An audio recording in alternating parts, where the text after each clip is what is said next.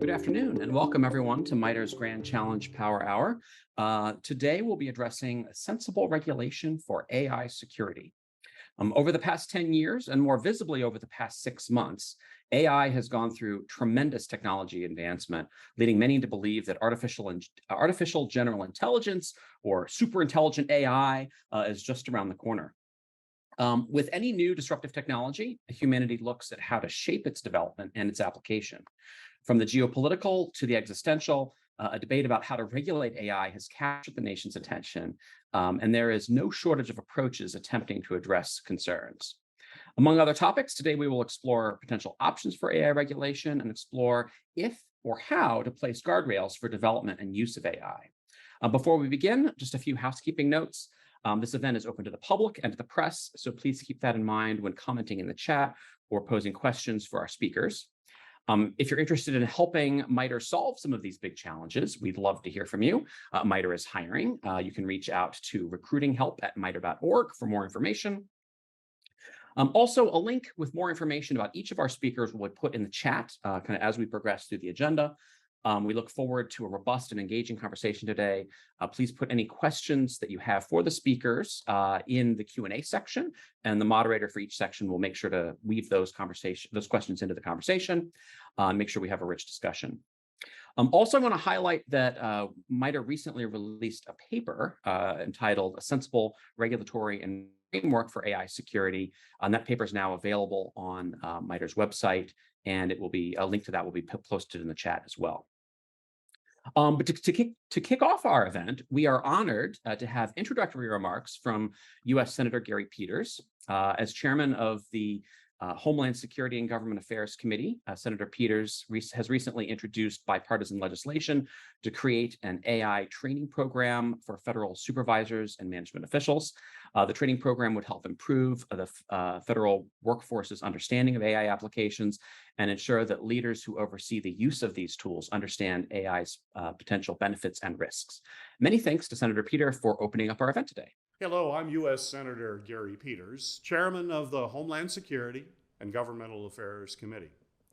And I'd like to thank the MITRE Corporation for holding today's very important discussion on how we can ensure that our nation is benefiting from artificial intelligence systems that are quickly being adopted all across industry and government. These technologies have the potential to be transformative, helping to develop life-saving drugs, driving advanced manufacturing capabilities, and helping businesses and governments better serve the public. There are also potential risks with AI that could impact our safety, our privacy, and our economic and national security. And that is why I've been working to make sure the United States is a leader in developing artificial intelligence to not only maintain our global economic competitiveness, but to also ensure that these technologies are being used in a way that aligns with our American values. I'm proud to have authored several laws to ensure the federal government is using AI systems responsibly. And I have convened an ongoing series of hearings to examine the potential benefits and risks associated with these technologies and what guardrails need to be put in place to both encourage American development of AI and to ensure it is being used appropriately. Today's discussion is a critical part of that effort, and I look forward to working with each and every one of you to ensure that we are prepared for this technological revolution. Thank you, and enjoy today's event. Excellent. Thank you to Senator Peters for helping advance the work of sensible AI regulation through legislation and his comments today. It is now my pleasure to introduce our next guest, the Honorable Susan M. Gordon. In addition to serving on MITRE's Board of Trustees, Susan is the former Principal Deputy Director of National Intelligence, a longstanding and respected leader within the nation's intelligence community. From 2017 to 2019, she advised the president on intelligence matters and provided operational leadership of the agencies and organizations composing the U.S. intelligence community. She focused on advancing intelligence integration, expanding outreach and partnerships, and driving innovation. Welcome, Sue, and thank you so much for being with us today for this timely conversation. Thanks, Charles. Great topic, great timing. Excellent. So let's, I guess, get into it. I'm curious your thoughts on all of the enthusiasm over artificial intelligence, right? We've seen some pretty significant technological breakthroughs, but accompanying those has really been a much broader public appreciation and engagement in the advances that we're seeing. And I'm just kind of curious, from your perspective, how do you see the current spot we are in AI, both from a technological perspective, but also sort of a societal perspective? Yeah, great question. So it's funny, the other day someone asked me for my reflections on 2022, and I said, I think 2022 will be the last year we talked about AI in the future. And, I've been at this a long time in technical analysis. The first time I attempted to engage what was called AI was in 1982. So, we've been waiting a long time, and I think most people would say the promise just, while there are some advances, and we can talk about those, it has fallen short of what we thought its potential would be. And I would say that's until now, right?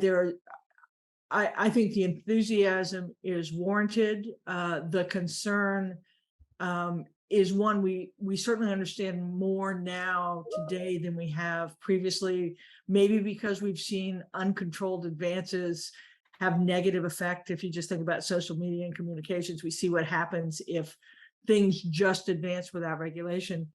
But it is going to advance. It is going to have an impact.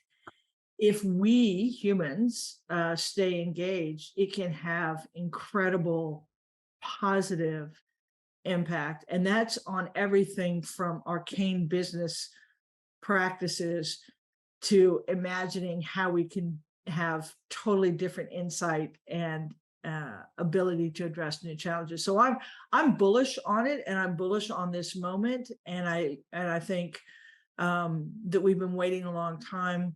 And whether you're in national security or in commerce, this is great stuff. That being said, I do think that we have to attend to its potential misuse and its potential limitations as kind of a governor on some of that enthusiasm. So I love the paper you wrote, and I love this topic, because as great as the moment is, and we shouldn't retard the moment as if we could, we really do need to think about what it needs to be in order for us to realize the benefit and not so much of the deleterious consequence. And of course, this is happening at a time where we as a nation are thinking a lot about strategic competition and the advances of technology in the United States and against or as compared to the advances within China. And so is sort of this moment of Cambrian explosion, if you will, in AI different because of the tensions we have with China and the technology competitiveness that we are facing today? I think it's a different, certainly because of technological ubiquity. I mean, really and truly, for so long, we had such an advantage that things could happen and we were in kind of control of them. And I think you now can see that almost any technology is available to anybody, and certainly to China, certainly in compute. So I think that's one thing that makes it different. The other thing is just data abundance. So it's not just that we have these large language modules, but there's a lot of data upon which to work. And then if you throw in adversaries and competitors who don't have the same kind of governor that our laws are on privacy and access to massive amounts of data and opportunity to apply compute and models against that data that we would not necessarily use. I'm not thinking the 2014 OPM breach as just one example. I think it is concerning because they are at least equivalent in terms of capability. with potentially a bigger data set and without the natural governors on kind of what those lines are between public and private. Yeah, no, that's a good point. And just a reminder to the audience, feel free to ask questions in the Q&A box, not the chat box. If you put it in the chat box, I don't see it. If you put it in the Q&A box, it will show up, and we can filter your questions in throughout the course of the conversation.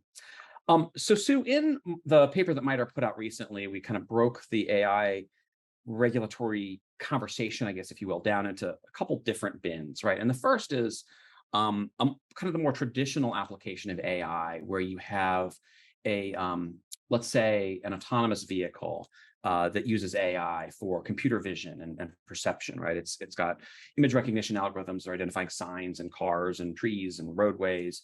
And then it may also have another system that is being used for traffic planning and route management and sort of higher level orchestration. And I think we have a lot of experience in the research community and now increasingly in industry of how do you really do the necessary test and evaluation to make sure that we can trust the AI that we're deploying into these systems.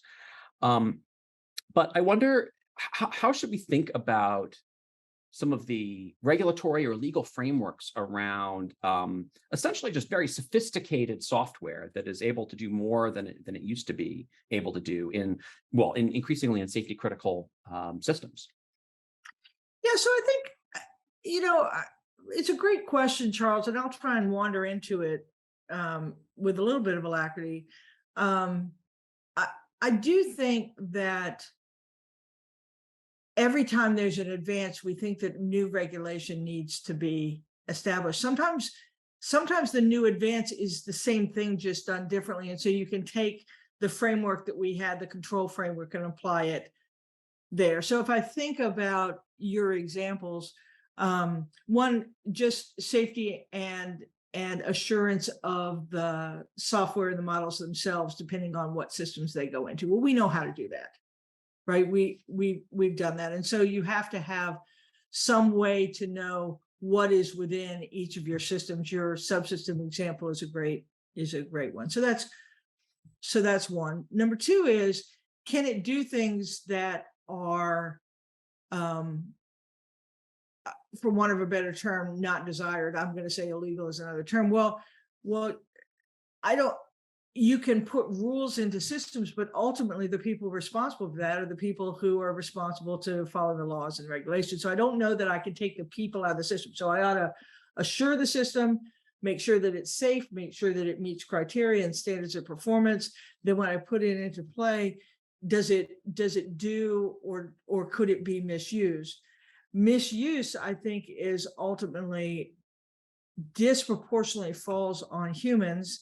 I think we probably have to come up with mechanisms by which they have assistance in knowing whether guardrails have been breached or not. And then I think the last one is, and you talk about this a bit in the paper, I think this goes back to your China question as well. And that is, we are not the only ones advancing. So if we decide that we are not going to allow advance in certain domains, we say, that's just, we're not gonna pursue that. It will be pursued, and it will be pursued outside of our view. And then we'll be playing catch up to do it. So I think one of the things that our kind of regulatory community and the way we think about it has to be recognizing that we don't have the power to stop the way we used to. And so our responsibility now is to almost be leaders in standards, something that we don't like doing in general from a governmental perspective, but I think we may have to, in order to be the ones driving the advance. And in that driving advance, you actually have the best opportunity to regulate use. Interesting. I wonder if there's some interesting analogies to how the evolving regulatory landscape for cybersecurity. Just as an example, the national cybersecurity strategy that the White House recently published includes sort of this new element of holding software developers accountable for vulnerabilities in their software, right? Historically, it's been the people deploying the software sort of have potential legal liability if they get hacked. People can sue them or go after them. But the White House was looking to try and extend that legal liability to the people who develop the software to try and motivate more secure software to be developed. Are there similarities in the AI space as we think about the different entities involved and the way we might try and align accountability and incentives? So I think there are certainly similarities between cyber and AI in terms of not only how you assure it, whose responsibility to assure it, and the kind of multi-pronged way you need to address it. And that multi-pronged way includes, I mentioned humans before. In cybersecurity, we know, we've learned this, you cannot make technology do all the work. You just can't. You need to have insider threat programs. You need to have physical barriers. You need to do all those things in order to have your best chance. You need to make risk decisions at the top about what you're exposing and what you're not. So that model that we have learned about how you actually best protect yourself from a cyber perspective, all the way up to what risk are you managing, is something that we need to apply here. I do think it's a really interesting question about, are manufacturers responsible for the safety of their products? I like that a bit, and I like it a bit because my view is that national security is no longer the sole purview of the government. That business leaders and citizens are making national security decisions every single day. And so I think that the idea that even someone developing code has a responsibility for what that is begetting isn't a terrible idea. But I say that with some caution, because I think you can easily end up in a circumstance where who's responsible for how much in a chain, and can they afford that cost, and are you pretending that you have that responsibility when in fact no one could actually carry that out of a business system. So I think cyber is a good model, and we've learned some things about that in terms of risk management, not absolute protection, and understanding where the risk is. I do think responsibility of developers is a good idea. Maybe that looks like standards, back in 39 or 32 or 33, right after the stock market crash, we figured out that fraud was a national security problem. And so we introduced generally accepted accounting practices. Maybe it's time for that kind of standard so that everyone has to meet some things. But making someone responsible for every single thing that happens, I think, is an unreasonable standard, and is likely to create less adherence to those standards than more. Yeah, no, there's this whole discussion around this idea of duty of care and the responsible development of a lot of these digital systems. And you could imagine, is it in the autonomous vehicle scenario, right? Is it I don't know, the people who curated the training data? Is it the people who designed the model? Is it the people who trained the model? Is it the people who integrated into a bigger system? Is it the driver who's using it, right? There's a lot of different pieces, and certainly no significant case law yet on who's really responsible for which piece of a very complex chain. Yeah, not, but as I just let's continue on this gap thing for a minute. So just because we have audit committees and accounting standards doesn't mean there's not fraud. And fraud is a different issue than a company not being responsible because it didn't have policies and practices in place. So I do think there is probably a way to thread this needle where we set a standard that is what is responsible, versus saying you are responsible for every accident or everything that could ever happen in the world. But I do think, I remember Bran Farron, who was the head of Disney Imagineering, probably now, it was talking at the CIA probably 30 years now, it feels like yesterday. And he was talking about the problem with assurance. And he said, no one knows what's in a computer. Right? It's built on so many things that existed so many times before. And so I think if you think about that explosive problem, I think there's probably a good argument to say this is a really good area for government research, because how you assure these things is probably not something best left to the commercial standard, but actually something we need some real research in. Yeah, yeah. Well, I think much of this conversation is the conversation that we've been having for several years now, really since the deep learning AI summer that kicked off in 2012. Though I think in the last year, the tenor of the conversation has changed because of the explosion of large language models, right? And suddenly we no longer see AI as this discrete testable component in a system, but rather this amorphous thing that can live on the internet and has its own agency.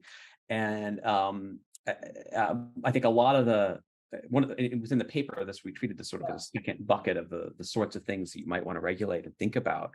I mean, two of the big concerns, at least near term, is that that these large language models will expand the scope and scale of mis and disinformation and offensive cyber operations. And I'm curious, I mean, do you see that as a logical outcome for the growth of these models? Yeah, I think one of the unfortunate realities is misuse tends to accelerate faster than proper use. It just does. You know, if you want to stay with our cyber example, most of the really difficult cyber tools originated with cyber criminals, right? And so I think one of the problems is that these emergent capabilities on uncontrolled data sets in a data economy that we don't control, in environments that are largely outside the government, can just explode and find purchase without any oversight, and weirdly, potentially not even recognition that it's happened, because it just changes the world around us in ways we don't see. I think part of the reason why, so I think that's a valid concern.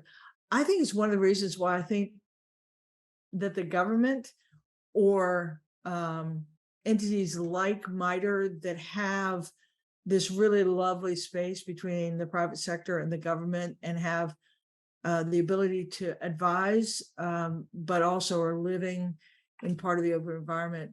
I think the government is afraid of this and doesn't leap into the fray in terms of how it can be used, because it's in use that you discover disuse.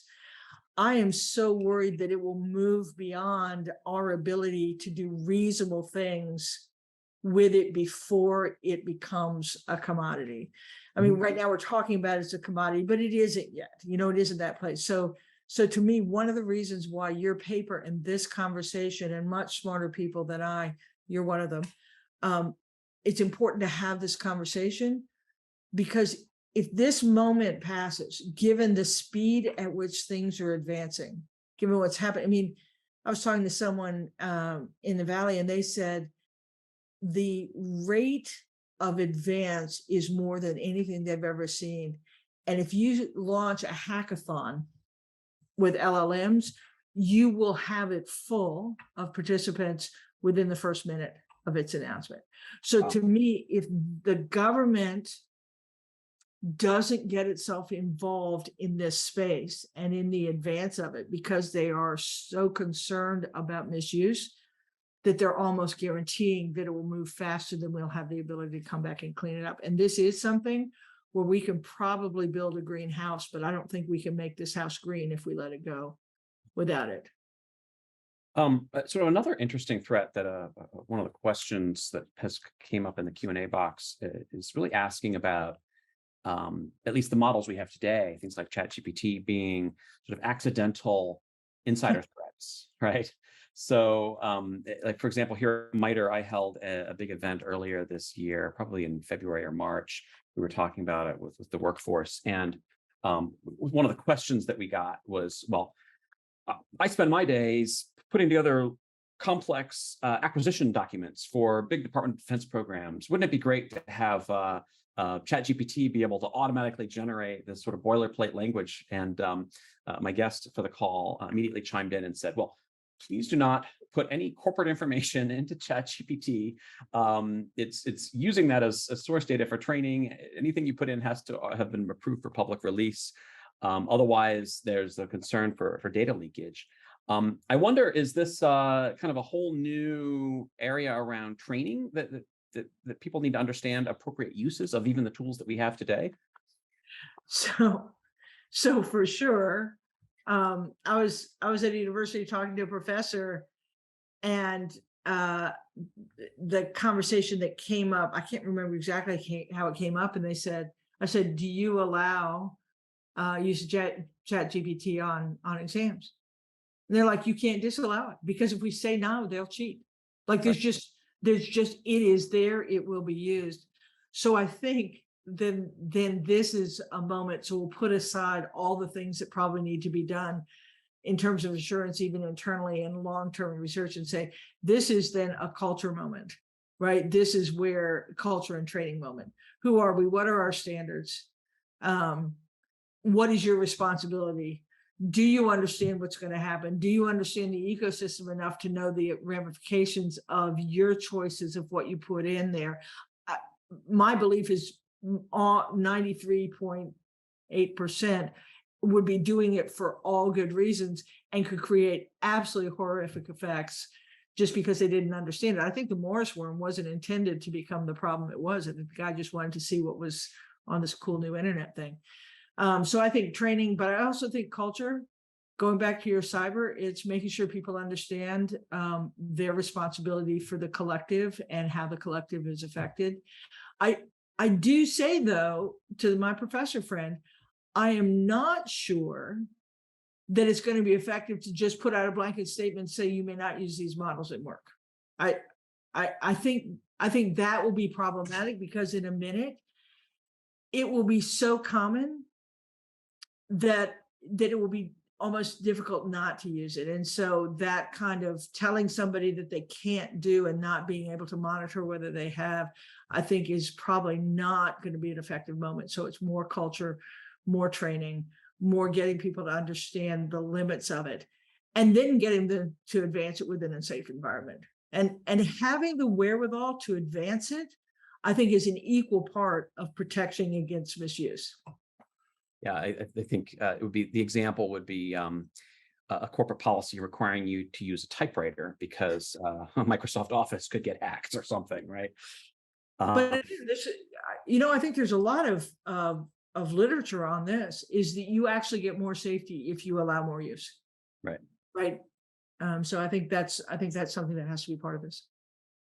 So one of the audience members asked a question really around the role of open source AI. So we've seen really since Facebook open sourced their model back in March.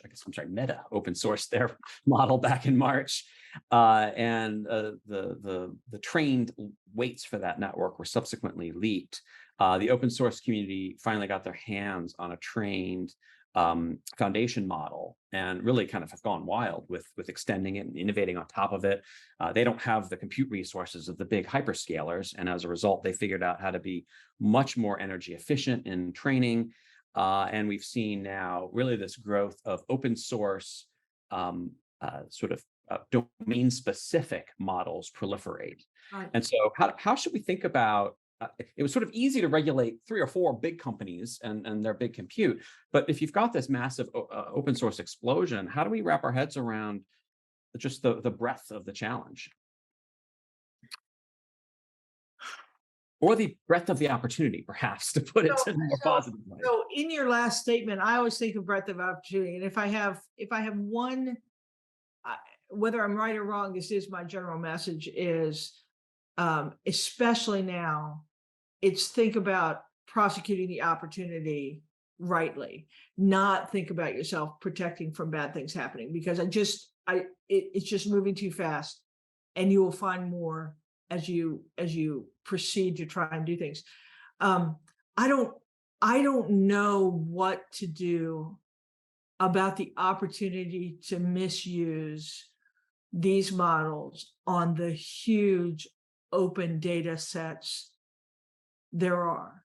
I think it is a a big problem in terms of the information disinformation. I would love it if we could get people to turn these tools on the obverse of the misuse, to say under detecting misinformation, detecting vulnerabilities, and if it were in Sue World, I'd probably come up with a giant cat and mouse game where I'm playing the tools against each other to find best offense against best defense, force the offense until I'm going to get ready for the defense.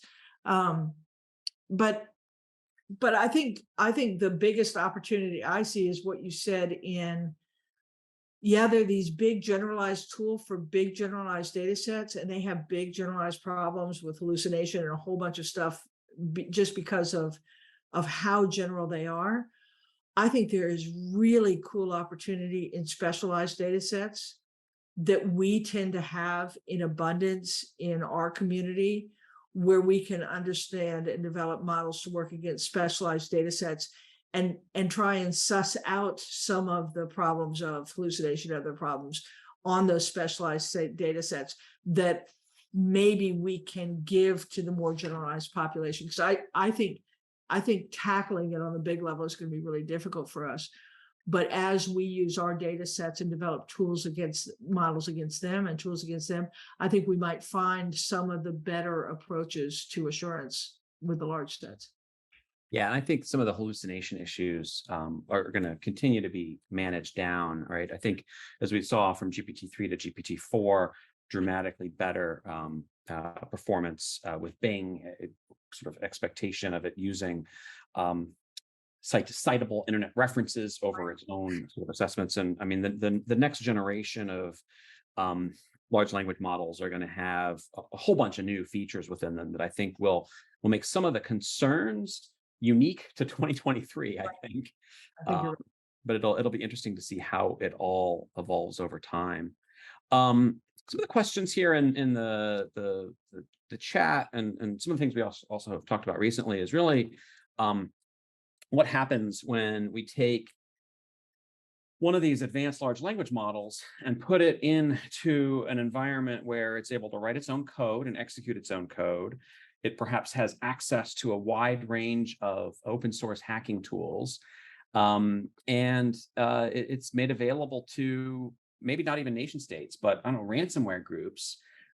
How should we think about being able to put safeguards so that AI, large language model orchestrated cyber operations don't just, I don't know, completely overrun the internet? I don't know, but it's it's a great question. What popped in mind as you were talking about is I'm old, so I have conversations with a lot of people. I was talking to someone from Cisco, and they said, if we had known how cyber was going to advance, we would have developed routers differently, right? If we had thought about how people would go from place to place, how they would move horizontally within the ecosystem, we would have done it. I'm wondering, just as you were talking about, we do know a lot about, or we could imagine a lot about how it can be misused. One of the interesting things would be not just about how the models are developed and how you control the models, but how we control what they operate against and what you see and what you monitor and what you identify as misuse. I mean, I don't know how close we are to opening the pod bay doors, Hal. And if you're my age group, you understood that illusion and you're like, oh, 2001: A Space Odyssey. I don't know how close we are to that. I tend to believe that for now, I wouldn't let humans off the hook, because I think we're the ones that are going to think about the great uses. And I also think we're going to think about how you would not want to use them or how you would spot their use. So to me, I think it's a real concern. I think we're a bit away from it. And if I were going to try and counter it, in addition to the advance of responsible use issues like you articulate, I would spend some work being a little red Sally and say, okay, what would it look like? How would it move? And how do we need to think about our ecosystem to, in a way, protect itself against those? Because if we've learned anything from cyber, one of the things we have learned is misuse will happen. And so how do we learn from that? And how do we spend some resources now in the ecosystem design rather than just trying to keep people from misusing tools? Yeah. No, great point. And I think obviously there's opportunities for a lot more research here as we think about some of the assurance aspects. But I wonder, as we kind of wrap up, when you were a principal deputy DNI, one of the big sort of IC-wide initiatives over which you presided was the Augmenting Intelligence with Machines initiative. And I wonder if you might reflect a little bit on the opportunity for the intelligence community to build on a lot of the I think, capabilities developed with sort of the older generation of new AI, and how should the intelligence community be thinking about large language models as part of their mission? Yeah, so one is, I think one of the things we did right with AIM was name it Augmenting Intelligence with Machines, because that community's focus should be on the mission it needs to perform in the world in which we now find ourselves, where we're increasingly gatherers, not hunters, and we can get anywhere and so can someone else. So this was really about looking at what's coming and saying, how do we augment our mission? So I think we had that right. Gosh, I wish I were still there, because I think now we have so much more clarity on it.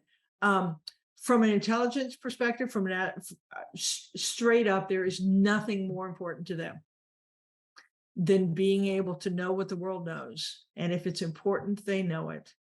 And that goes through data, and it goes through tools to be able to use and understand a little more, a little faster. I don't know any mission space that more requires and more should drive advance in this area. I think this is a really good domain for investment of research dollars, significant research dollars, to answer half of the questions that you asked today, Charles, really need and aren't going to be commercially addressed as well as we need. And they are big questions that luckily aren't here today. They're 5 minutes from now. Let's get some research against it. But from an intelligence community, they are perfectly positioned to say, man, if I'm going to be successful at Advantage in the future, I've got to be masters of the data domain. And in order to do that, I've got to be able to command these tools. And because we're intelligence officers, we can think about how they'd be used against us. So we might be on the forefront of using it. So there is nothing about the past 4 years that has diminished my belief that the intelligence community has got to be a driver of what we need of these things. There are people that say you never can have the government should always be a first follower. I think this is one where it maybe is a first follower in terms of the tools that become available, but it ought to be a driver of what tools we're going to have tomorrow, just because it has got the kind of space that should allow pretty clear view on both sides of the equation. And just if I take myself out of the spy hat and onto the social good hat, clarity and truth and light and all the things that potentially can come when you understand what's happening in the data world make the world a safer place. Yeah. It doesn't make it less safe. It makes it more safe. And so I think there's a lot of goodness from that too.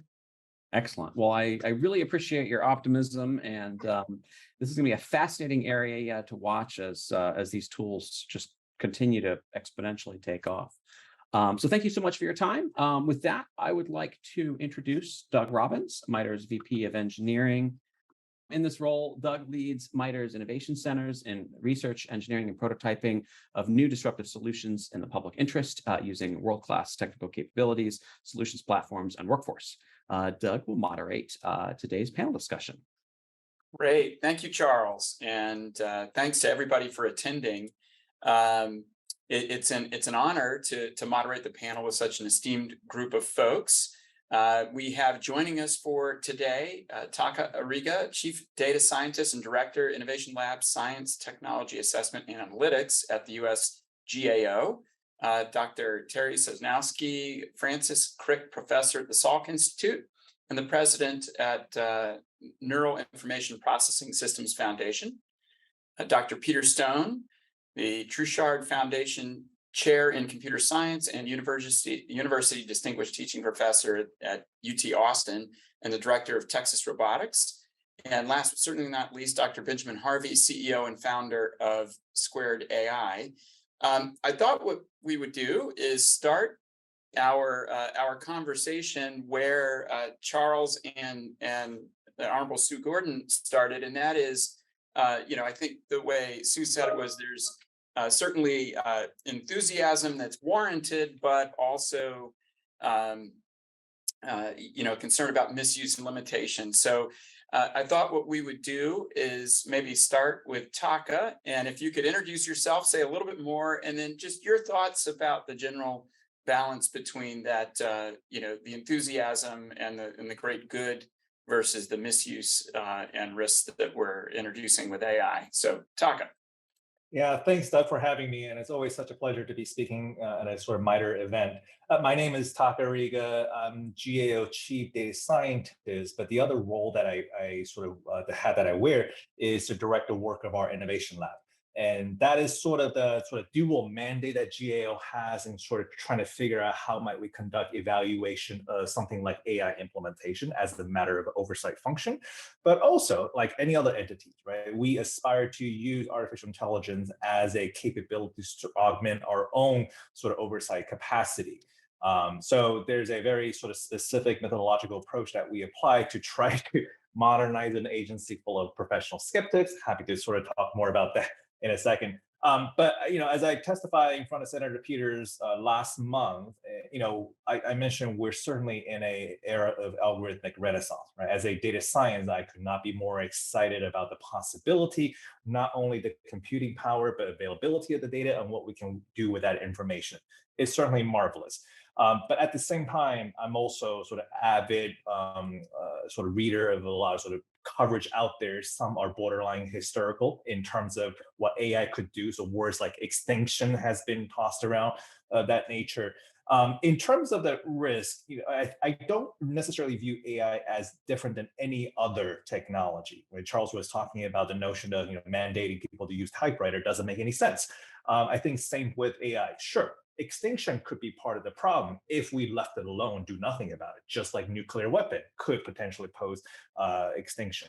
But there's certainly a lot of conversations around how do we promote not only sort of regulatory guardrail, but I think a lot of effort, at least within the federal government, how do we promote digital literacy so that the users of these tools can recognize the characteristics and the output so that they can actually make sound judgment off of it. If we sort of blindly trust output from not only generative AI, but general AI, there's always risk of us getting sort of caught in the idea of hallucination, caught in the idea of misinformation.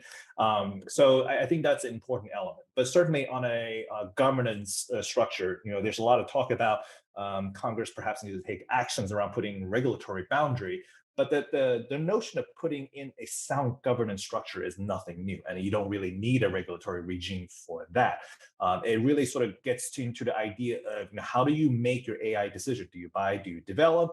What kind of variable selection process? What kind of monitoring regime do you have put in place? And so there's a gamut of conversation that could be had, not only on the technical side, but also some of these equity societal impacts of AI as well. So within GAO's AI accountability framework, which is something that we published back in 21 as a form of evaluative blueprint, we do highly emphasize the notion of having a sound governance structure in place is important, like any other complex technology system. But as a sort of matter of trust but verify, a third-party entity like GAO would come in to make sure that those evidence of governance and evidence of deliberations are being had, not only from a federal government perspective, but from an industry sort of service and product providers point of view as well. So as long as we're able to do that, I think I'm more optimistic than not that we can keep the humans in the loop, if you will. One of the concerns that I just very recently had with congressional staff member is that there's a danger of over-indexing based on 2023's concern. It's all about generative AI right now, but certainly there are risks associated with general AI, if you will. From my perspective, I think the next frontier challenge is really around instantiating the different types of risk profile, right? So, sort of autonomous vehicle has different risk profile than a medical diagnostic, than a financial services. And we shouldn't treat all the same. Sue was mentioning about some of the intelligence ramifications. So I think that's another area of instantiation to say now, we've been talking general AI as a sort of a high level construct. I think the next frontier is to be more specific around what do those risks look like and how do we then individually within those domains systematically address those risks. Great, thank you. Let's see, Terry, why don't we jump to you? And you're muted.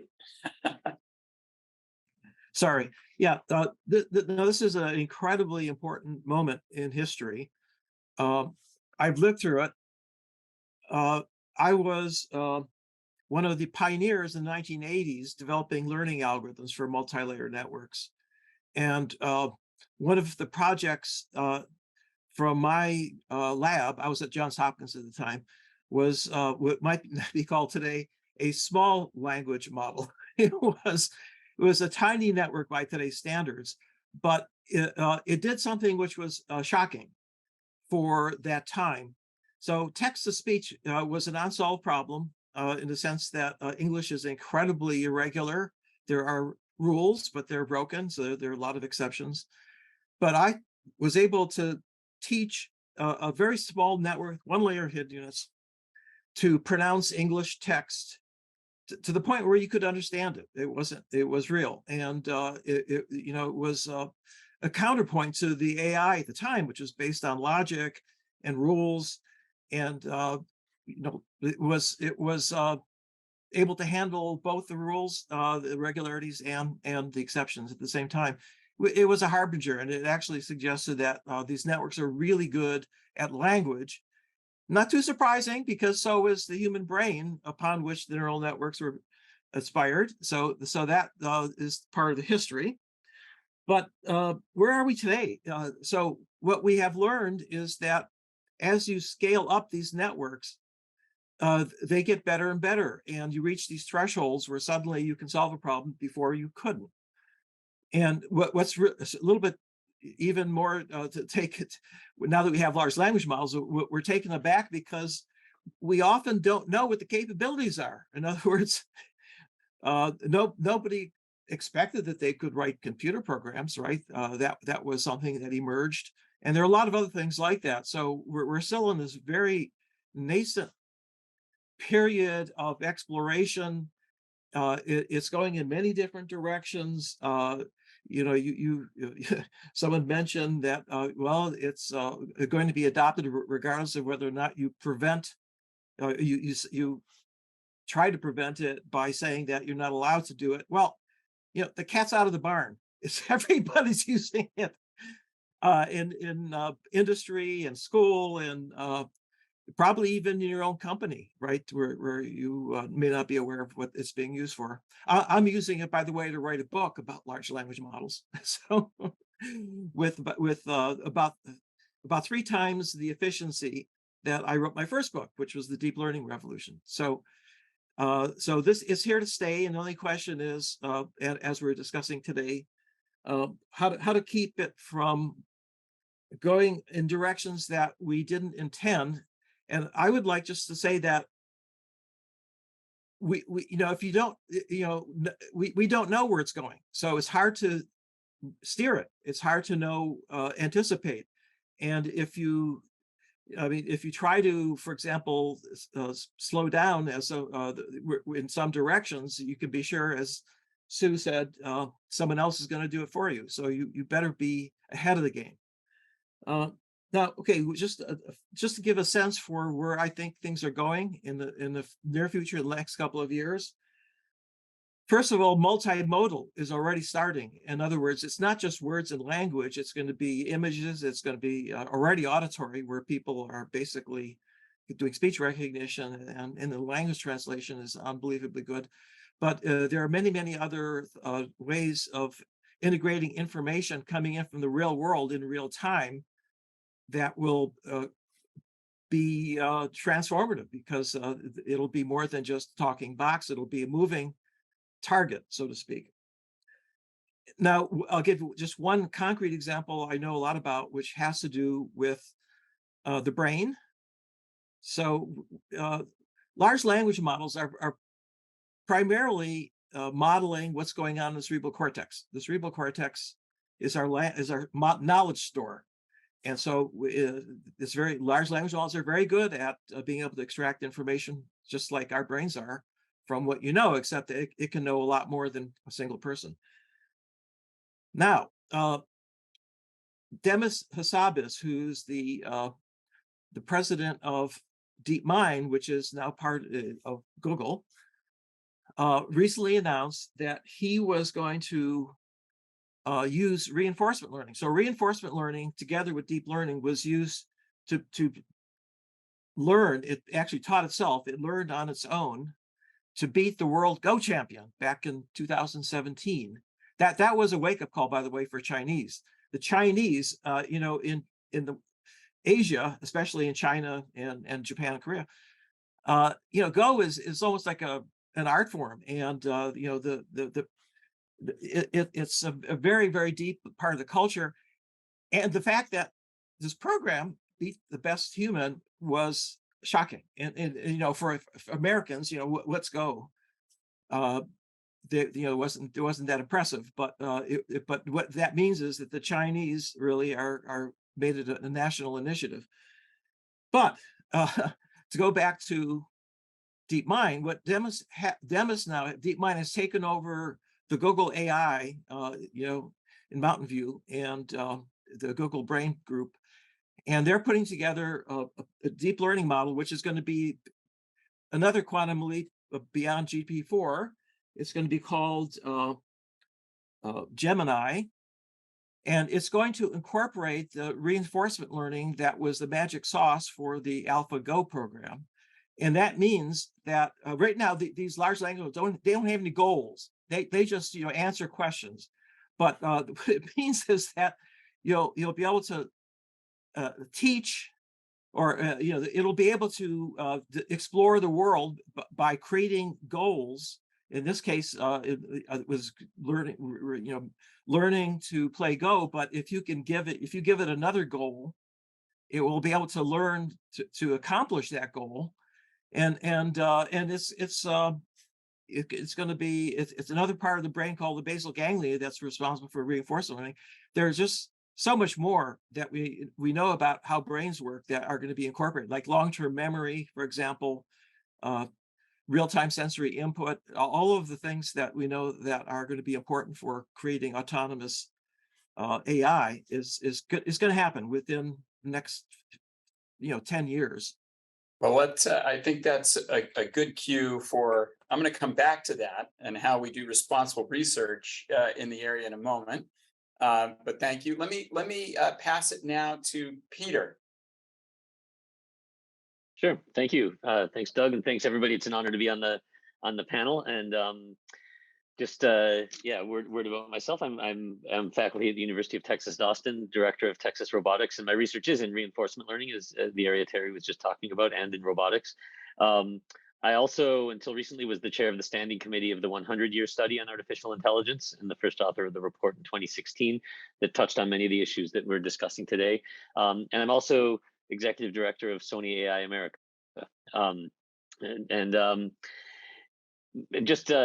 My history doesn't go back quite as far as yours, Terry, but my undergraduate thesis was implementing a neural network to do digit recognition, advised by Jack Cowan at University of Chicago.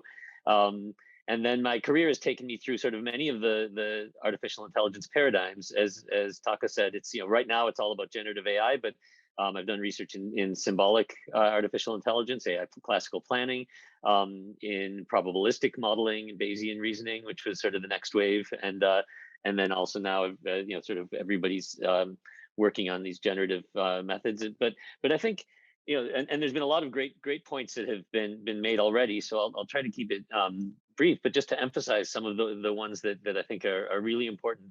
I think, Taka said that this is, that AI technologies are in many ways just like many others in the past, and I think that's spot on. That there's there's many technologies in the past that have been, have positive uses and negative uses.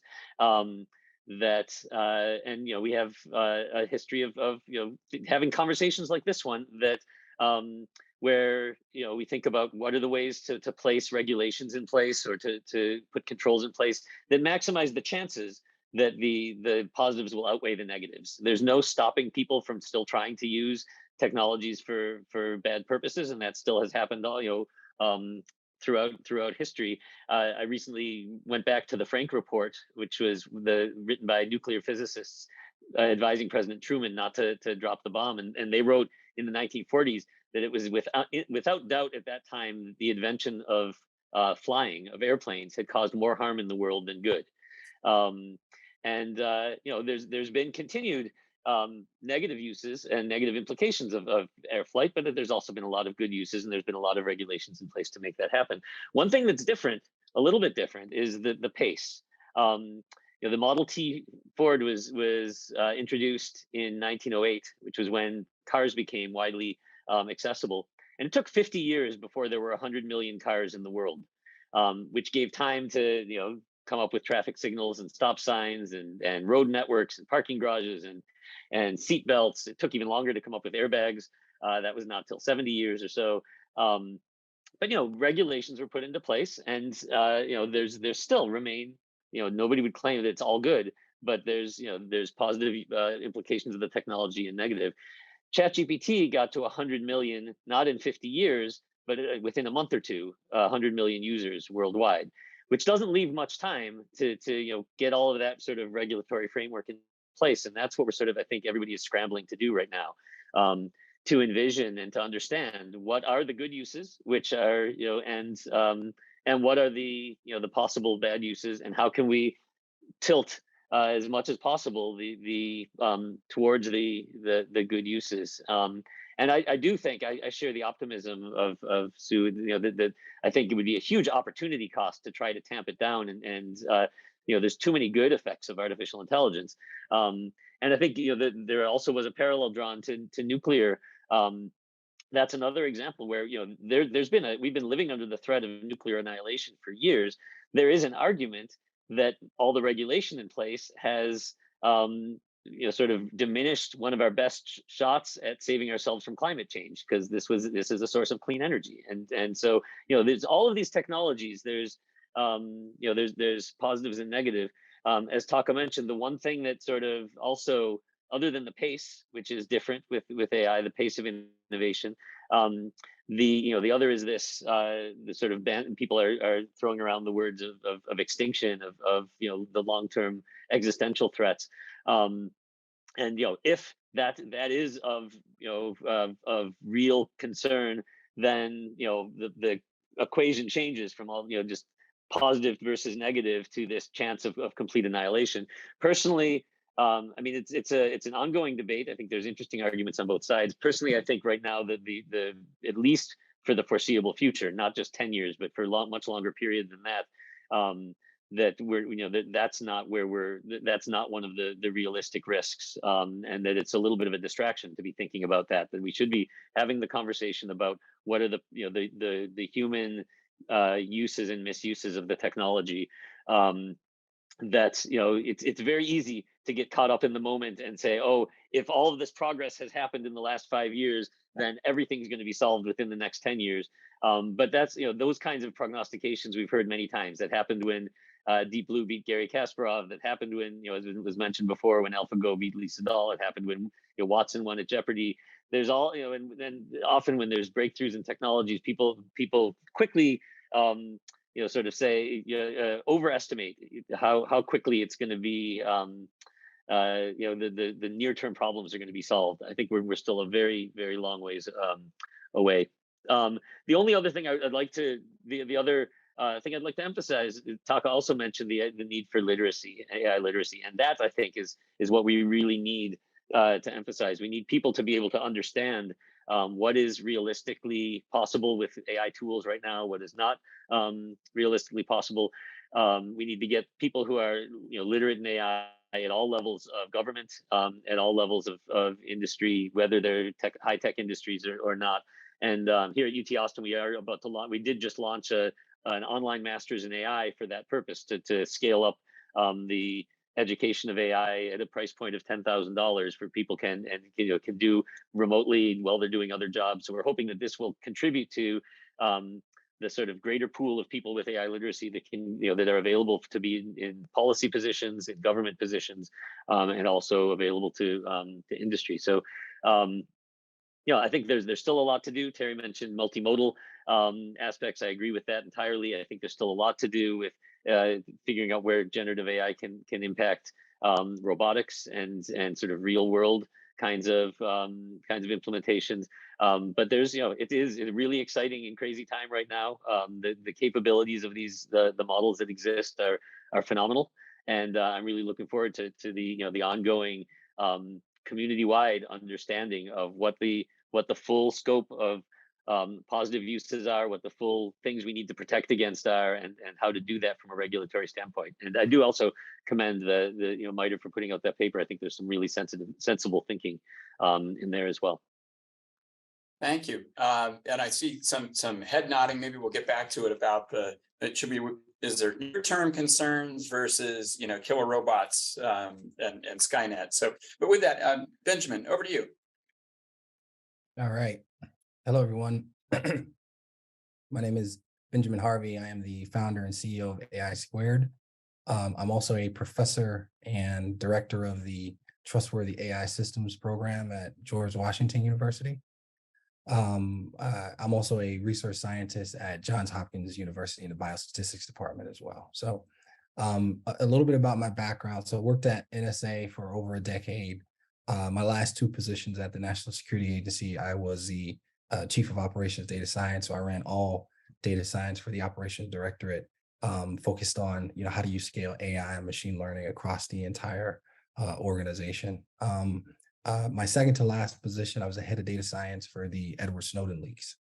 In that position, I won the ODNI award for the top counterintelligence professional in 2017. I left NSA. I went to a Silicon Valley startup called Databricks.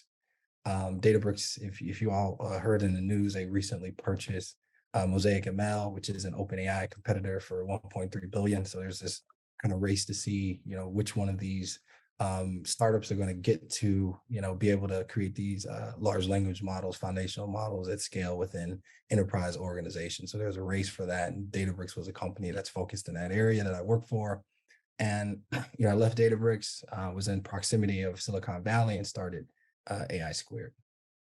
So when you think about kind of where my research focus is at George Washington University and being the director of designing trustworthy AI systems, that particular program focuses on, think about, how do you provide trustworthiness in AI, right? AI that is trusted, or, think about that, AI that you trust, right, as an individual or as a, within an organization. So when you think about it, what we're teaching and as far as best practices in the actual program itself is like, how do you start to, at every aspect, provide that human in the loop, testing, evaluation, validation, and verification. And, from a industry perspective, as well as in the federal government, what I saw at NSA and some of the Fortune 100 financial services companies that we work with is really the ability to, run these very well fine-tuned observational studies where you're starting to, insert that human in the loop so that they can start to provide, feedback on, the accuracy, the performance. But also, right, when I was at the NSA, analysts would not report on the results of AI and machine learning unless they had, four really core attributes, right? Is it actionable? Is it timely? Is it relevant? Does the underlying results of the machine learning algorithm provide additional context so that when they're, writing their reports, they can additionally add in the why behind the KPI, disseminate that, and have full trust in their ability, if there's attribution, right, back to the reporter to be able to describe exactly how they came to that particular decision. One of the challenges during my time at the National Security Agency was really, 80% of the models that were being created in a data science perspective, right? So think about data scientists building world-class models in a sandbox. They never made it into a mission production application, right? So, traditional timelines for that integration is about 8 months, right? So there's a plethora of world-class models created by these thousands of data scientists that never make it into a mission production application. And ultimately, when you think about the organization, right, some of the highest level leadership on the AI side is really all about AI adoption, right? So how do you start to increase the adoption of the AI across the organization? And at NSA, there was a 4 fundamental criteria of actionability, relevance, had to be timely from a performance perspective, and it had to be contextualized. So when you think about, right, what this is actually causing in an organization, it's a balance between, really, innovation, the speed to market, and then, handicapping mission in a sense, right? So how do you make that balance? And at NSA, from a autonomous AI perspective, when you think about things like, real-time indications and warnings, the NSA really relied on rules engines, right? And the main reason why is because of the attribution piece, right? So when you have these, large language models, for an example, that are extremely generalized, and it's hard to understand the context behind how they're making decisions. If you're in front of the Office of General Counsel at the National Security Agency, you don't want to have to tell a story where you don't really understand, who to attribute for this machine learning algorithm, making a terribly wrong decision that could lead to catastrophic, second order effects, right? So one of the things is, at the NSA, they had really fine, rules and guidelines for, transparency, explainability, governance, where you're in a training setting, but also that continuous testing and evaluation and validation and verification in a mission production application. So when you're leveraging AI and machine learning, and the analyst and the warfighter are actually using it, being able to have a feedback loop where you're continuously testing with the human in the loop. So not testing from a sandbox perspective, but testing with the human in the loop to provide you with that real-time information that can help you understand how the model is performing in a live production environment. And then, last thing, the future is in, AI augmentation, right?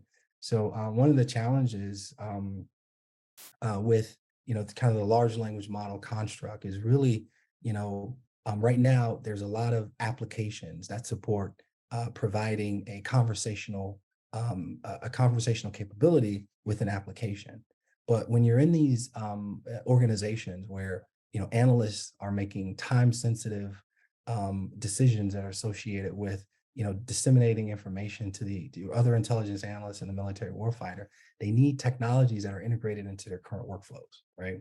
So what the current landscape of the research is for large language models outside of just the core building of these foundational generative capabilities is, how do you start to augment the cognitive decision-making process so that you can integrate the results of these models in the workflows of the 1, 2, or 3 applications that the intelligence analyst uses on a day-to-day basis. If they have to context switch out of the application that they use on a day-to-day basis, which they spend 80% of their time in, like the baseball card application in the IC, they'll never use the results of the actual model itself.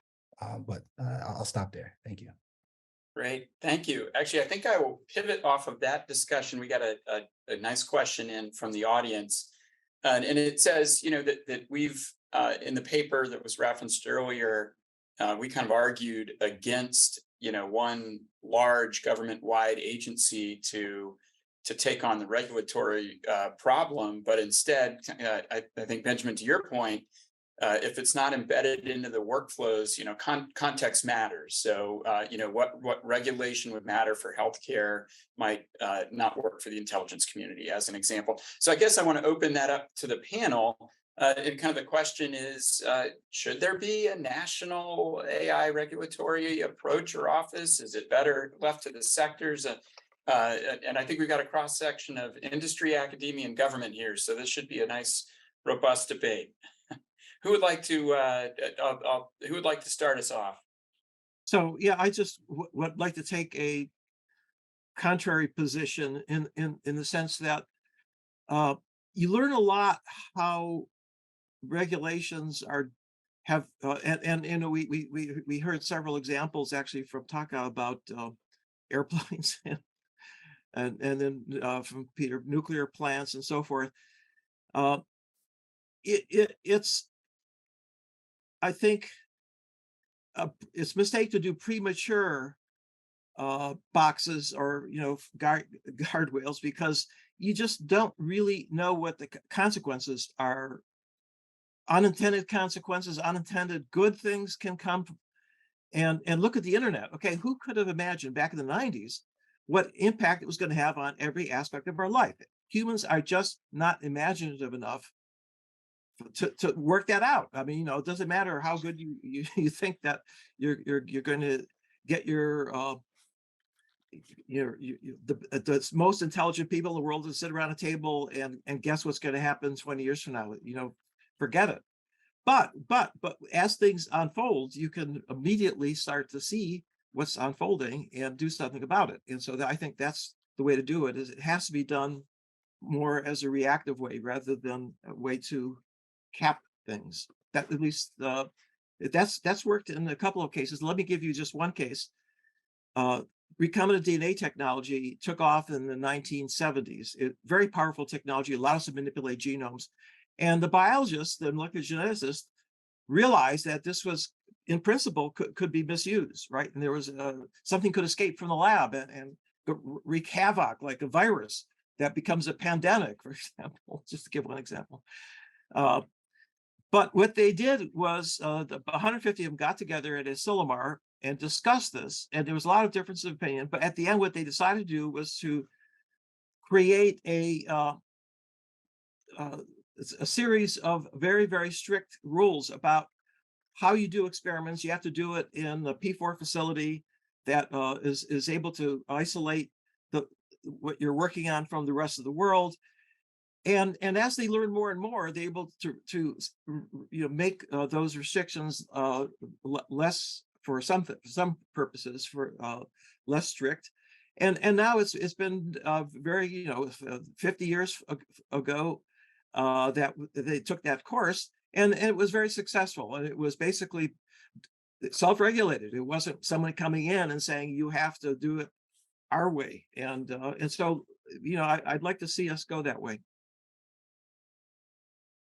I think just in addition, just to the one thing that makes it, I think, almost a non-starter to regulate AI centrally is that there's no really clear, crisp definition of what artificial intelligence is, and it's a collection of lots of different technologies.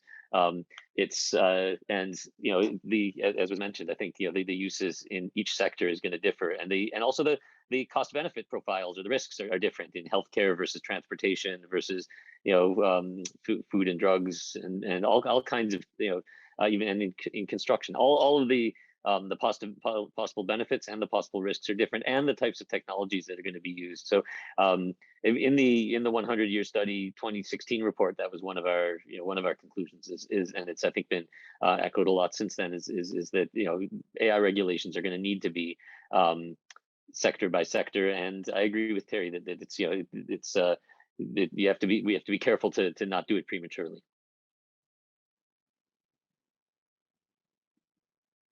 Great. Let me invite any other comments. Taka? I'll tread carefully given my position here at GAO. Usually we don't necessarily opine on the structure of the legislation, but we certainly do participate in advising Congress on the mechanics, incentive, et cetera, on however they want to structure sort of regulatory effort. I'll draw an analogy to this conversation. We recently did a study around the use of identity verification in the name of reducing improper payments. And identity verification is a tricky topic. There are various modes of that delivery. So for example, the government of Estonia has a centralized national digital card where you vote on it, you get your benefits from it, everybody have the same card. We recognize that that form of centralization likely will not work in the form of federated government like the United States, but also the other way of decentralized, where everybody essentially run around do their own thing. It's a little bit of a recipe for chaos. Case in point, right now we have more than 70 or so AI framework just in the federal space. Right. So me as a poor program manager, which one am I supposed to follow? GAO is knocking on my door. Do I follow their AI accountability framework? NIST is telling me that we need to follow their risk management framework. Every agency have their own strategies. Some are compatible, some are incompatible. Some say the same thing, some say slightly different things. So I'm not sure necessarily, just from my personal opinion, a decentralized sort of version works either. What we ultimately landed on that sort of recommendation for the identity verification is some sort of federated model where there are certain standards that are being established, and then sort of, depending on the sector, depending on the domain, as long as they meet those standards, right? There's sort of a sector and domain specific nuances. And I think I mentioned this before, transparency for self-driving car inherently looks different than a medical diagnostic application. It will be hubris for us to sort of treat them as the same. So if there's some sort of federated model, maybe that is the sort of a happy medium. The other point I'll just highlight, even the majority leader Schumer have talked about, this exercise will essentially put several years of work into a matter of several months. So I think the congressional staffers recognize boiling the ocean approach is likely not successful, even hypothetically, if there's a new sort of AI sort of agency, right? That mandate for that agency will be at best sort of nascent. It won't be complete. So the idea is, how do we establish a regulatory regime in a way that can evolve, but not have such a prescriptive approach that it, for example, cuts off innovation or puts over sort of undue amount of sort of administrative burden to sort of providers in a way that sort of basically makes the competitive market stifling. So I think the congressional staff are wrestling with this particular issue, but there is certainly let's take the EU as an example, right? It took them 2.5 years to come up with the AI Act. I'm not sure that is a timeline that we're necessarily envisioning here for this country. So how do we do so in a way knowing that likely won't be boil the ocean, but are there sort of surgical things that we can insert that allow, whether it's an AI agency or some other construct, to be able to evolve with not just the 2023 set of risks, but 2024, 2025, and so on and beyond. Great, thank you. I wanted to flip back to something Terry brought up, and that is, okay, so there's industry and industry adoption of AI, and we just kind of poked at maybe approaches for regulation and how fast and when.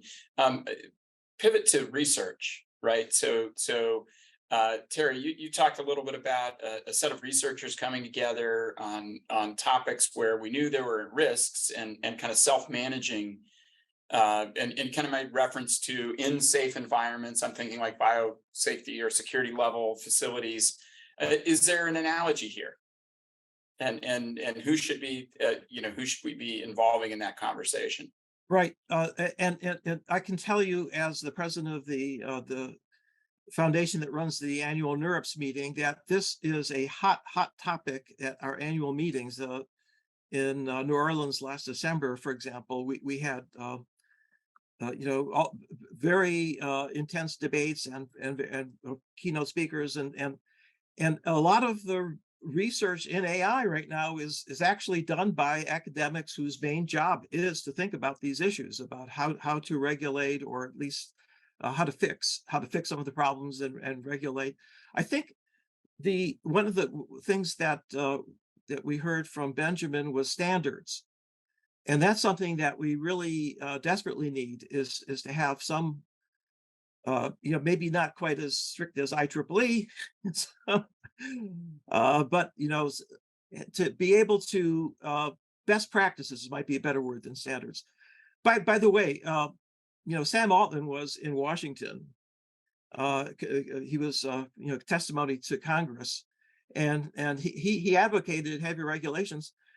I'm very skeptical about that because of the fact that that's one way of being able to maintain ring fence your monopoly to prevent competition. And I think that we and by the way, it's you say to all the it's the big high tech companies who have access. It's not true. And the llama leak was an example of that from Meta. But Jan LeCun recently mentioned to me that they're coming out with the next version, and it's going to be completely open source. It's going to be open to the world. There's going to be no barriers. And so that means that, the cow's out of the barn. Come on, it's going to spread over the whole world now, and it's already happening. And the other thing is that if you look at what happens over time, 50 years, is that something that was only, proof of principle in a lab, like the laser was a whole room, right, to get the laser working. And now, we have lasers we use for pointers, right? And the same thing is going to happen to this technology. It's something, it's going to be in your phones. Maybe not, it'll be, I predict, I already know friends that are building the technology for doing that, by the way, low power electronics, chips. So it's going to happen. Other comments on that topic? All right, I wanted to pivot a little bit. Maybe Benjamin, address this one to you to start. I think I personally think there's a lot of value in kind of incident sharing of as AI advances. I think Terry, you made the point of watching as things unfold before we jump to regulation. But I think we're very early in our journey here. We don't have the couple of decades of cyber data on which to build things. So I guess the question around that is what are ways that we can create environments and the right incentives for companies, startups to the larger companies, to share what they're seeing in practice with systems. I'm thinking specifically vulnerabilities or missteps that were maybe not because of an adversary or someone intentional, so that we can collectively learn from that experience. Yep, great question. Great question. So one thing that many folk may not know from a large language model perspective. So many organizations, when they're training large language models to work on internal data within their organizations, what they do is they go out and get one of the more generalized models, and they tune it, right? And the way that you tune it is that you start creating and generating question answer pairs, right? So you can take a GPT-3, GPT 3.5, GPT-4 algorithm, train it or tune it with a couple of thousand additional question and answer pairs based upon internal organizational data. And you can essentially tune a model to the data in the organization with just 500 to 1,000 question answer pairs, right? And it's not necessarily that the model is being trained on the internal data in the organization. So you're not, taking the large language model and then retraining, right, a 30 billion parameter large language model with all the data in the organization that may take you 6 to 12 more months to actually retrain it. But you're tuning it just with a smaller data set, right? Now, what that provides an organization with is really a way to kind of, eliminate having to, ingest large amounts of information to kind of, completely expand this model with the internal organizational data. And when you think about the value in that, is that now there's really a mechanism where you can start to, think about, hey, I want to run a observational study before I even, think about deploying this model to the larger part of the organization. And in that observational study, you can get two levels of information. You can get information associated with, just accuracy and performance. You can get information associated with, the AI experience, right? That leads to adoption. And I talked about, actionable, relevant, timely contextualization, right? All that information. You get all that. And also you ask questions like, okay, if the model was wrong, help me understand what the correct answer was, right? And if the model was wrong, give me additional insights as to why the model was incorrect. And now you're gathering information about these large language models that organizations will be more comfortable, right, in regards to sharing, right? Because it's information, it's metadata associated with, essentially how the experience of the AI and machine learning was inside the organization. And it's not the core data in the organization that you're trying to share, okay? So it's metadata about the experience, metadata about the performance, and that information is more information that organizations will be willing to share. So if we can, help organizations and train these organizations and say, hey, when you tune your models, you're not tuning your models on the entire data sets. These are question answer pairs.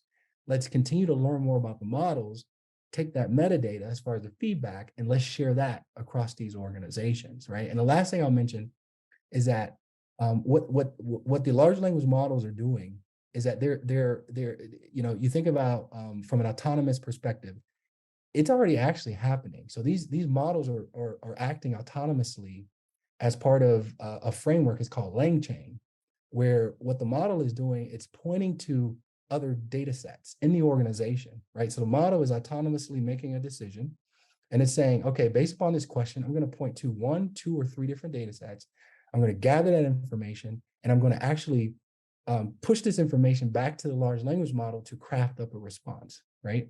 So when we think about, how the organization is already using autonomous agents within this large language model ecosystem, it's already happening. So let's take the feedback and use that, and then we can pass that on to organizations. Thank you. Maybe I'll just add one other, I think, important direction to explore is creating a publicly funded, open to all academics, fully open to academics model that which is something that all of the sort of advances can be replicated on and studied in a truly open environment. Again, still taking caution with whether it can be used and accessed by everybody. That's a question of whether the misuses would be can be tamped down. But I think at least something that can be studied in the open academic community, and that is funded from a public perspective, I think would be a big resource for the community. Well, Meta's going to provide that. The government should, and I think what you're saying is that we should take advantage of that in the academic community by getting government support and centralizing the experiences that we've had, as Benjamin was saying, from all the different perspectives and all the different applications. And by the way, the mathematicians now are looking at these large language models because they're just functions. They're very complex functions. And who's better at understanding how a function works than a mathematician? So we're going to have a theory. It may take a while, but I think it'll give rise to some beautiful explanations for how they function and how they dysfunction.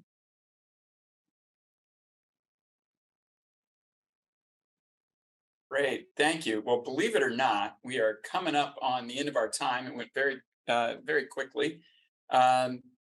So I guess thank you to Senator Peters, Honorable Susan Gordon, and Dr. Clancy, and of course all of you, our panelists, for a great conversation. I think the start of one that we're just getting going on nationally. And thank you to all the audience for tuning in. As always, we appreciate feedback on these Grand Challenges Power Hour events, including ideas for future events and questions we may not have addressed. If you have those, please don't hesitate to send them to either labs@mitre.org or policy@mitre.org. Last reminder, we are hiring. If you have thoughts on how to tackle the challenges that we've talked about today or others, please don't hesitate to reach out to recruitinghelp@mitre.org. And finally, I hope that you'd all consider joining us this September for a new event called the Technology Horizons. It's a public-private collaboration for national competitiveness. It's a half-day event. It'll be in person at our MITRE McLean campus. And the idea is to explore ways in which the U.S. can act quickly in adopting a new model to advance our global competitiveness objectives. We intend to have a panel of both policy and technology leaders, followed by breakout sessions for deeper dives into AI, microelectronics, biotechnology, and telecommunications. Registration for that event will be open next month, so stay tuned to that. And with that, thank you to everybody who joined us today, and we look forward to seeing you again. Have a good evening.